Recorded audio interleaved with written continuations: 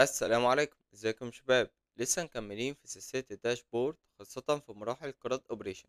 وده الجزء اللي بنكمل فيه مرحلة الابديت. وقفت في الفيديو اللي فات ان انا كنت بهندل الداتا في الفورم بتاعة الابديت عن طريق استخدام ميثود اسمها الفايند. والفايند دي بكل بساطة كانت بتدور على حاجة جوه الاري بتاعتك عن طريق كونديشن معين انت كنت بتبصيه. بمعنى مثلا انا عايز ادور في الاري على مثلا اول برودكت. اول برودكت ده الاي دي بتاعه كام؟ واحد. جميل. فانا كنت بقول للاري يا اري بكل بساطه ابحثي لي على اي برودكت الاي دي مثلا بتاعه واحد. فكان فعلا بيلاقي البرودكت الاي دي بتاعه واحد، فبيرجعه لك كايه؟ كاوبجكت. عمليه بقى الهاندلنج اللي احنا هنعملها، هو بكل بساطه كنت انا بغير ايه؟ كنت بغير كل انبوت عندي، الفاليو بتاع كل انبوت عندي بايه؟ بالكي بتاعه الاوبجكت ده. جميل. كل بقى اللي انا عايز اعمله النهارده هو ان انا اي تعديل اعمله في اي انبوت عندي يبدا ان هو يسمع التعديل ده في صفحه الليست ايتمز وكمان في الجيسون باين. طبعا اول ما بتدوس على ايه؟ على الابديت المفروض كلمه اشيل طبعا كلمه ابديت واحط ابلاي. وعلشان اعمل فكره الابديت، فببساطه عايزين بس نفهم الاول ايه الفرق ما بين مرحله الكرييت ومرحله الابديت. بص يا سيدي، في مرحلة الكرييت انت كنت بتعمل ايه؟ انت كنت بتكريت اوبجكت. خلاص، وبالتالي الاوبجكت ده كان بيتضاف في الاري. خلاص. فهنا لما كنت بتخش على الجيسون باين فبتلاقي الاوبجكت الجديد اللي انت ايه عملت له كرييت. جميل، اتضاف يعني حاجة متضافة جديدة جوه الاري. تمام، دي كده مرحلة الكرييت. لكن مرحلة الابديت انت بتعمل ايه؟ انت بتعدل على بيانات منتج معين. بمعنى انا مثلا عايز اعدل على المنتج اللي هو الاي دي بتاعه 4. فبعمل ايه؟ انا مثلا عايز اعدل على التايتل.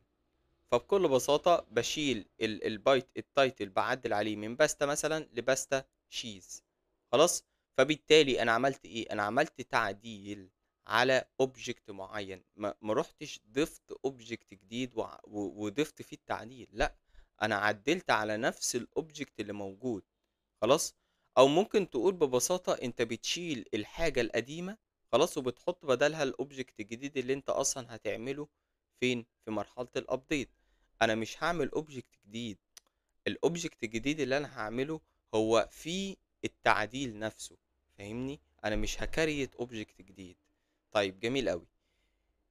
حتة بقى الابديت هتتم ازاي؟ بص يا سيدي، انا مثلا عايز اعدل على اول برودكت اهو، مثلا عايز اعدل فيه على البرودكت نيم مثلا من سلطة لسلطة فروت. خلاص كده.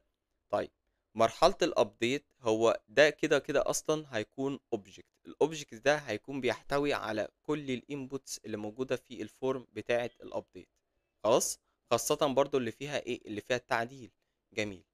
فانا هبدا ان انا باستخدام ميثود اسمها الفايند اندكس. الفايند اندكس دي بتعمل ايه؟ بتجيب لك الاندكس ده، خلاص، ترتيبه فين في الاري. فبالتالي انا بقول للاري يا اري هاتيلي الاندكس نفسه او هاتيلي الاوبجكت نفسه. ابدأي ان انت غيري الاوبجكت اللي موجود ده مثلا واي كانما اللي هو ايه؟ سلط. خلاص. هتشيل الاوبجكت ده، خلاص، اللي هو القديم، وتحط بدلها الاوبجكت اللي انا ايه؟ اللي هو اصلا فيه التعديل. خلاص كده. فبالتالي هيغير التايتل او هيبقى التايتل من سلد لايه؟ لسلد فروت. اول طبعا ايه؟ اول ما بدوس على الباتون اللي اسمها ابلاي. طبعا اتفقت معاك وقلت لك ان ده الاسم بتاع الباتون ده هيتغير من ابديت لابلاي. بس كده. فهو ده بكل بساطة فكرة الابديت. وعلشان ابدا اطبق الكلام ده عملي فهنشئ فايل اسمه update product.js، والفايل ده هيكون جواه function. الفانكشن دي اسمها update product، وهتكون مسؤولة عن التعديل اللي هيحصل في الفورم بتاعة الابديت. طيب جميل. التعديل اللي هيحصل ده هيحصل على ايه؟ على كل انبوت عندي. جميل. فانا عايز اعمل ايه؟ هختار كل الانبوتس اللي موجودة في الفورم بتاعة الابديت. طيب لو جيت شفت في الفايل اسمه handle data update هلاقي ان انا عامل سيلكتورز او مختار كل الانبوتس اللي موجوده في الفورم بتاعت الابديت اصلا.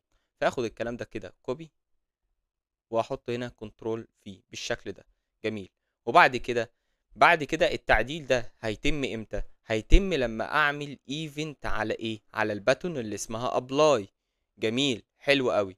طيب الباتون اللي اسمها ابلاي مش انا المفروض اختارها واعمل ايفنت عليها؟ الايفنت ده اللي هو الكليك. جميل، تعالى كده نروح في ال HTML.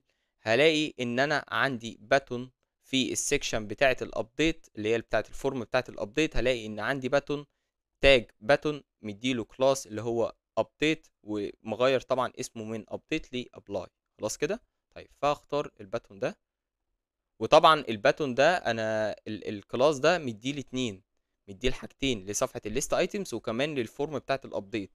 قلت لك ازاي تختار التاج او تعمل سيلكتور على تاج معين من جوه الاب نفسه مش من الدوكيمنت. فبعمل ايه؟ فبقول له هات لي، هاجي كده اهو، هقول له هات لي الاب نفسه. خلاص خلينا مثلا نقول له ايه، ادي ليت، ادي باتون بتساوي هات لي الاب نفسه اهو. هات لي من جواه ايه؟ من جواه الابن اللي هو ايه؟ اللي هو الباتون اللي عليه كلاس ابديت بالشكل ده، او المتغير او الابن اللي عليه كلاس ابديت بالشكل ده. هعمل بقى ايفنت على الباتون ده دوت اد ايفنت listener. ادي الايفنت، ادي الكليك، والكول باك فانكشن دي اللي هي بتتنفذ، او ان انت لما بتعمل اي ايفنت بيبدأ ان هو ينفذ لك الحاجة اللي جوه الكول باك فانكشن دي. جميل، خلينا مثلا نقول له ايه، اطبع لي في الكونسول رسالة هلو بالشكل ده. هعمل كول او اكسبورت للفانكشن دي عشان ابدا ان انا اخرجها من الفايل اللي انا فيه ده، عشان ابدا ان انا استدعيها في اي مكان عندي بره هنا. فهعمل import للفانكشن دي هنا كده، وهقول لك ليه بس شويه قدام كده. ادي دوت جي اس بالشكل ده. تعالى كده نشوف هل فعلا الايفنت اتنفذ ولا لا. شوف كده في الانسبكت، نيجي في الكونسول ندوس على الابلاي. اه فعلا طبع لي في الكونسول هلو. تاني خطوة معايا هي ان انا عايز اكريت اوبجكت. الاوبجكت ده هيكون بيحمل اي تعديل انت بتعمله على اي انبوت جوه الفورم بتاعة الابديت. جميل. ليه؟ لان بكل بساطة مش انا قلت لك ان في فرق ما بين مرحلة الابديت ومرحلة الكرييت؟ صح. مش انا قلت لك ان في مرحلة الابديت انت ما بتعملش اد لاوبجكت جديد، يعني ما بتضيفش اوبجكت جديد جوه الاري؟ لا، انت بتعمل ايه؟ انت بتعمل تعديل على اي اوبجكت عندك، يعني بتشيل الاوبجكت القديم وبتحط بداله الاوبجكت الجديد اللي هو ايه؟ اللي هو فيه التعديل. جميل، حلو قوي. لكن مرحلة الكرييت كنت انت بتنشئ اوبجكت خلاص، والاوبجكت ده كنت انت بتبدا ان انت تضيفه في الاري. فهو ده الفرق ما بين الكرييت والابديت. انا هنا في مرحله الابديت مش هكريت اوبجكت عشان خاطر ابدا ان انا اضيفه في الاري، لا انا مش هعمل كده. انا الاوبجكت ده هيكون بيحمل التعديل اللي انا ببدا ان انا اعمله على اي انبوت عندي في الفورم بتاعه الابديت. طيب جميل. هاجي هنا في الفايل اللي اسمه create product. هلاقي ان انا عامل اوبجكت، فهاخده كده كوبي، وهاجي في الفايل اللي اسمه update product. انا عايز اسمع التعديل ده امتى؟ اول ما بعمل ايفنت على ايه؟ على الكليك. فهاجي هنا كنترول في بالشكل ده. جميل. عايز بقى ابدا ان انا اعدل على الاي دي. ليه؟ لان بكل بساطه انا مش بعمل كرييت، انا مش بعمل مش بنشئ اوبجكت جديد عشان خاطر تبدا ان انت تزود لي في الاي دي. انا مش عايز كده. لا، انا عايز اجيب الاي دي نفسه بتاع البرودكت نفسه اللي انا بعمل عليه مرحله الابديت فعلا. طيب اجيب الاي دي ده منين؟ انا هنا لو جيت شفت في الهاندل داتا ابديت هلاقي ان انا اصلا عامل كول للفانكشن اللي اسمها ابديت برودكت. وليه انا بقى عملت لها كول؟ لان بكل بساطه انا محتاج الاري كلها خلاص اللي هي موجوده في الجيسون باين، ومحتاج كمان البرودكت اي دي اللي هو اصلا الاي دي بتاع البرودكت نفسه. جميل. فهاجي كده همرر للفانكشن دي ارجيومنت بالشكل ده. ادي الاري وادي البرودكت اي دي. هاجي كده اخد الكلام ده كده كوبي، واجي هنا في الابديت برودكت هنا كده كنترول في بالشكل ده. وعايز بقى ابدا ان انا اعدل في قيمه الاي دي. انا مش عايز يزود، يعني مش عايز يزود في قيمه الاي دي. لا انا مش هعمل كرييت او مش هنشئ اوبجكت جديد. لا انا عايز اعدل. فهنا هقول له ايه؟ هنا هقول له والله خليه نفس الايه، نفس الاي دي. خلاص، لان انا وجه المقارنه باستخدام طبعا الميثود اللي اسمها فايند اندكس، هبدا ان انا اقارن. هو اقول له لو هو فعلا نفس الاي دي، تبدا ان انت تسمع لي الايه التعديل ده في الاي دي، تشيل القديم وتحط الاوبجكت الجديد. جميل. فتعالى كده نعمل لوج للاوبجكت ده ونشوف فعلا ونسمع اي تعديل انا هبدا ان انا اعمله في مرحله الابديت. هو بس بياخد وقت في التحميل. تعالى مثلا نخليها مثلا باستا تشيز بدل باستا. اول ما بدوس على الابلاي بيعمل ايه؟ جايب لي ان الاي دي بقى undefined. طيب ليه؟ لان بكل بساطة انا هنا عامل ايه؟ انا هنا ببدأ ان انا هقول له هنا ادي البرودكت اي دي هنا. ما عملتش هنا سيف، صح كده؟ انا كده ما عملتش سيف هنا. تعالى تاني هنا، خلينا ادي باستا من باستا تشيز. اول ما بدوس على الابلاي فعلا سمع لي التعديل، وفعلا خلى التايتل من باستا لباستا تشيز. الاوبجكت ده هبدأ بقى ان انا اسمعه في الجيسون باين.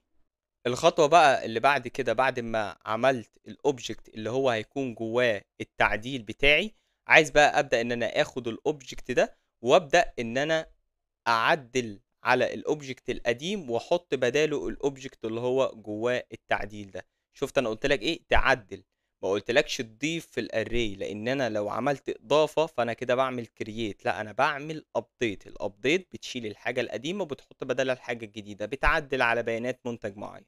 جميل قوي. فاول حاجه عايز ادور على المنتج المعين ده، او عايز ادور على الاوبجكت ده فين في الاري، يعني مكانه فين في الاري. عشان خاطر ابدا اعمل ده فهستخدم ميثود في الاري اسمها find index. هتقول لي find index مش دي شبه الفايند؟ ما هو ده بقى في فرق. بص يا سيدي، الفرق ما بين الفايند والفايند اندكس ان الفايند كانت بتدور لك على الاوبجكت ده في الاري، بس كانت بترجع لك اوبجكت، العنصر نفسه اوبجكت. خلاص، لكن الفايند اندكس كانت برضو بتدور لك في الاري بتاعتك على الاوبجكت نفسه، بس اللي بيرجع منها هو العنصر الاندكس نفسه، مش العنصر ده. العكس ما بينها وما بين الفايند. خلاص كده؟ طيب جميل قوي. تعالى نقول له ادي let، هقول له برودكت اندكس بتساوي ادي الاري بتاعتي دوت find index، وبتقبل منك call back function. ادي هتبدا بقى ان انت تقول له الكونديشن بتاعك ايه. الكونديشن هتقول له والله بكل بساطه ادي هات لي اي عنصر اللي الاي دي بتاعه بيساوي ايه؟ البرودكت اي دي بالشكل ده. وطبعا البرودكت اي دي هو اللي راجع هو string، فانا عايز احوله لنمبر. خلاص كده؟ فتعالى كده نشوف ايه اللي راجع من الفايند اندكس. لو جيت كده شفت ادي البرودكت اندكس. تعالى نمسح ده، مش عايزه. تعالى كده نشوف، هو بس بياخد وقت في التحميل.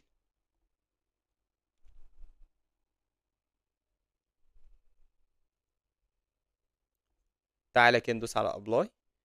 فعلا اللي رجع ايه؟ اللي رجع هو الاندكس بتاع ايه؟ بتاع العنصر، مش الاوبجكت نفسه، او مش العنصر نفسه. خلاص كده؟ طيب جميل قوي. تعالى بقى نبدا ان احنا نسمع التعديل فين في الاري. ابدا ان انا اعدل او اعمل ابديت على الاري بايه؟ بالاوبجكت ده. طيب جميل قوي. فاكر الاري لو انا مثلا عايز اجيب اي عنصر في الاري، مثلا عندي 1 2 3، لو مثلا عايز اجيب عنصر مثلا الاتنين، مثلا كنت بعمل ايه؟ كنت بقول له ادي الاري بتاعتي اوف ايه؟ اوف الاندكس. فالاندكس هنا بتاع الاتنين كام؟ ادي صفر ادي واحد. جميل. فهنا هيرجع لي ايه؟ هيرجع لي عنصر الاتنين. جميل قوي. انا بقى هعمل نفس الكلام ده في ايه؟ في مرحلة الابديت في الاري. هبدأ ان انا اقول له ايه؟ هقول له ادي الاري بتاعتك، تمام، ادي البرودكتس. جميل. اوف ايه؟ اوف البرودكت اندكس. فانا كده بقى فانا كده عملت ايه؟ انا كده جبت العنصر نفسه اللي انا ببدأ ان انا عايز اعمل عليه التعديل، اللي هو ايه؟ اللي هو موجود في الاري. جميل. عايز اشيله، يعني كده انا بعمل ابديت، يعني كده كده هعمل ايه؟ هعمل ابديت على العنصر اللي انا جبته ده. خلاص. وابدأ ان انا اساين حاجة جديدة. ايه بقى الحاجة الجديدة؟ هو الاوبجكت اللي ايه؟ اللي موجود فيه التعديل. جميل قوي. بالشكل ده. تعالى كده بقى نشوف الاري هل فعلا سمع فيها التعديل ولا لا. ادي البرودكتس بالشكل ده. تعالى كده نشوف. ندوس على ابديت مثلا، نعدل الاسم بتاع الاوبجكت من باستا لباستا تشيز، وندوس على الابلاي. نشوف كده في الاري. فعلا شال لي العنصر القديم اللي هو الاوبجكت القديم، وبدأ ان هو يضيف الاوبجكت الجديد اللي هو ايه؟ اللي هو فيه التعديل. فانا كده ايه؟ فانا كده سمعت التعديل فين؟ في الاري بتاعتي. الخطوة بقى اللي بعد كده هو ان انا عايز اسمع التعديل اللي حصل في الاري ده. خلاص. عايز اسمعه في الجيسون باين. عشان خاطر ابدا ان انا اعمل ده، فانا قلت لك في حاجة مهمة جدا في الجيسون باين اسمها الاي بي اي كي. والاي بي اي كي بكل بساطة هو عبارة عن كي بيديك صلاحية ان انت تعمل عمليات الكراد اوبريشن في الباين نفسه. يعني تقدر ان انت تكريت، تقدر ان انت تابديت، تقدر ان انت تديليت، وهكذا. خلاص كده. طيب. فلو جيت في الفايل اسمه create product، هلاقي طلعت فوق كده، هلاقي ان انا في 3 متغيرات مهمين جدا انا جبتهم المره اللي فاتت. اول حاجه الباين اي دي، وده اللي هو الاي دي التعريفي للباين نفسه. والاي بي اي كي ده اللي هو الكي اللي بيديك صلاحيه بان انت بتعمل عمليات الكارد اوبريشن على الباين نفسه. والباين يو ار ال، الباين يو ار ال ده اللي هو بيكون فيه الداتا اصلا. خلاص. طيب. او الريسبونس بتاعك اللي بيرجع منين؟ من السيرفر. جميل. فاخد الكلام ده كوبي، وهاجي هنا هقول له كنترول في بالشكل ده. ولو جيت رحت على الفايل تاني ونزلت تحت، هلاقي ان انا كنت مستخدم الفيتش داتا. والفيتش داتا كنت انا ببعت ريكوست للسيرفر وبيستنى وبيرجع منه ايه؟ الريسبونس. الريسبونس اللي بيرجع ده هو الداتا بتاعتي. جميل. بس هنا الموضوع مختلف تماما. تعالى بس ناخد الكلام ده كده كوبي بالشكل ده، وهستخدمه هنا في مرحلة الابديت عشان ابدأ ان انا اسمع التعديل اللي هو حصل في الاري. بص يا سيدي، اول حاجه ان انت بتبعت في الفيتش اليو ار ال ده. خلاص. وبتستخدم حاجه اسمها ال HTTP methods. ال HTTP methods بكل بساطه هي عباره عن ميثود بتكلم بيها السيرفر. انت بتقول للسيرفر بكل بساطه انا عايز اعمل تعديل على الاري اللي موجوده كلها. جميل. جميل. طب هنا انت في الابديت انت بتعمل تعديل على الاري كلها؟ هتقولي لا، انا بعمل تعديل على اوبجكت واحد. مش المفروض استخدم ميثود اسمها باتش؟ ازاي بقى استخدمت البوت؟ بص يا سيدي، الجيسون باين ما بيسمحلكش ان انت بتستخدم الميثود اللي اسمها باتش، اللي هي بتعدل على اوبجكت واحد بس. ده مرفوض في الجيسون باين. لازم تعدل على الاري كلها. خلاص كده. طيب. جميل قوي. وبعد كده بتستخدم حاجه اسمها الهيدرز. ومن ضمن الهيدرز بتاعتك ان انت بتقول له ان انا ببعت جيسون. خلاص. وبعد كده بتعدل في البادي. البادي ده اللي هو الداتا بتاعتك، بتبعتها له ك سترينج. خلاص كده. تمام. وبعد كده بتقول له ادي الكي بتاعك وادي الاري بتاعتك اللي حصل فيها ايه؟ التعديل. تعالى كده نعمل سيف ونشوف هل فعلا هيسمع التعديل ده في الجيسون باين ولا لا. فتعالى كده نيجي مثلا على تالت برودكت، خليه النيم من باستا لباستا تشيز، وندوس على الابلاي. هلاقي ان هو ايه؟ طبع لي طبعا الاري وفيها فعلا التعديل. تعالى كده نروح في الجيسون باين ونعمل ريفرش. تعالى كده نشوف. فعلا سمع لي التعديل من باستا لباستا تشيز.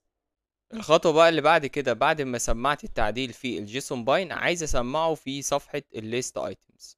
ازاي؟ عن طريق الفايل اللي اسمه read product. هلاقي ان في فانكشن انا كنت عاملها اسمها handle data، ودي المسؤولة انها بتهندل الداتا بتاعتك في صفحة الليست ايتمز. فهاخد الفانكشن دي كده كوبي، هاكلها هنا كده بالشكل ده اول ما بدوس على باتون اللي اسمها الابلاي. وبتقبل منك ايه؟ الاري اللي هي البرودكتس اللي هي اصلا فيها التعديل. تعالى كده هاندل داتا، تمام بالشكل ده. جميل، تعالى كده نشوف، نعمل ريفرش. وفاضل تاني حاجة، هي ان انا مثلا لو جيت دوست على الابلاي، خلاص باتن اللي اسمها ابلاي يبدأ ان هو ايه، يشيل لي الاكتف من السكشن بتاعة الابديت ده او الفورم بتاع الابديت. هعملها ازاي؟ هاجي كده اقول له ايه، هقول له انا كده اصلا في متغير اسمه سكشن ابديت، هشيل الاكتف من عليه، ادي دوت كلاس ليست دوت ريموف ايه اكتف بالشكل ده. تعالى كده نعمل ريفرش ونشوف مثلا، من نغير الاسم من باستا تشيز لباستا. تعالى كده ندوس على الابلاي، فعلا سمع لي الابديت في صفحة الليست ايتمز وكمان في صفحة الجيسون باين. لو عملت كده ريفرش هلاقي فعلا اتغير من باستا تشيز لباستا. في بس مشكلة بسيطة هتحصل لو انت مثلا حبيت ان انت تعدل على اكتر من برودكت عندك من غير ما تعمل ريفرش للصفحة، هيحصل تضارب في الايفنتس. بمعنى، بص يا سيدي، لو انا مثلا حبيت ان انا اعدل على الاسم بتاع اول برودكت، خليته من سلطة لسلطة فروت ودوست على الابلاي، عدل معاه والدنيا زي الفل. تعالى كده على تاني برودكت، خليته مثلا من باستا لباستا تشيز ودوست على الابلاي، حصل ايه؟ حصل تضارب في الاحداث في الايفنتس، يعني كل حاجه دخلت في بعض، خلى التو برودكت لايه، لباستا تشيز.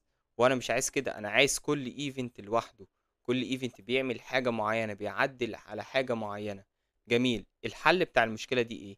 والله الحل بكل بساطه ان انا هبدا ان انا اخد نسخه من الزرار اللي هو بتاع الابلاي، ويبدأ ان هو يعمل حدث مرتبط بنفسه هو، ملوش دعوه بالباقي. جميل، تعالى كده نشوف هنعمل ده الكلام ده ازاي.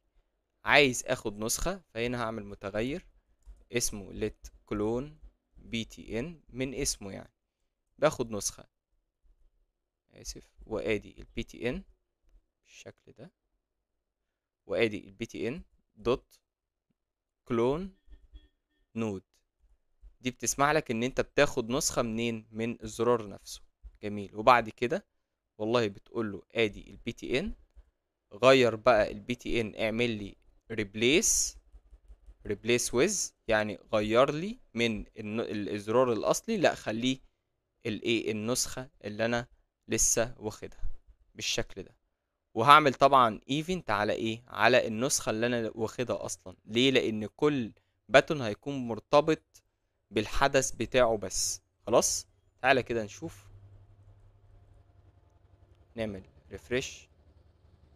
تعالى كده نجرب، مثلا ده مثلا باستا بالشكل ده، وخليت ده مثلا باستا